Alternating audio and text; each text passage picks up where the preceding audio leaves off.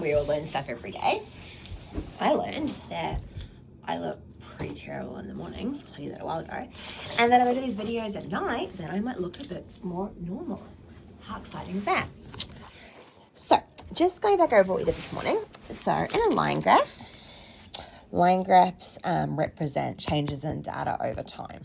It's a fancy way of saying, basically, line graphs is looking usually at the number of times something happened at different times in a year. Okay, and so looking at trends. Has it been going up? Has it been going down? Has it stayed the same? Our next type of graph is a bar graph. I love a good bar graph. And that is when you're looking at comparing like different types of things. So in this example, we're looking at the numbers of different school students who have different eye colors. So just like in a line graph, you still have your two axes and your X and your Y. Don't forget the Y axis is the long one, shaped like a Y. And your X axis is the one that goes across the bottom. So in this data set here, as you can see, we've got blue, green, brown, and multicolored. About 50 students have got blue, 10 have got green, and so on and so forth.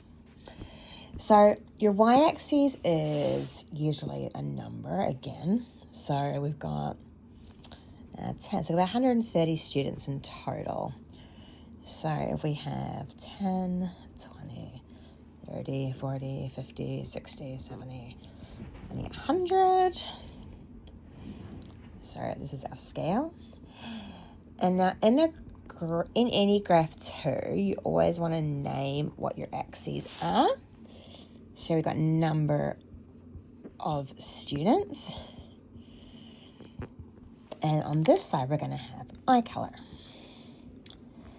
Now, because it's a bar graph and we're comparing different things, we'll start off with our blue eyes. We've got 50 students. So our 50 on this axis. And so we're going to draw a line for a bar, it's a bar graph.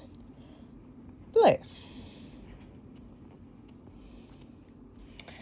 We know 60 students have got brown.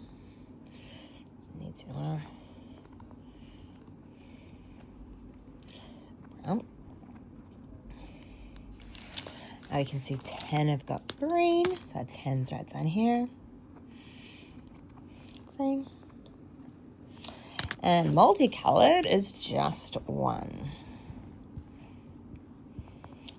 So this graph really clearly shows in our class of students, the majority have got blue eyes and brown eyes, much less have got green, and a very small number got multicolored. So bar graph comparing, I guess, like different types of a quantity, whatever reason, versus a line graph where we're looking at something that has changed over time.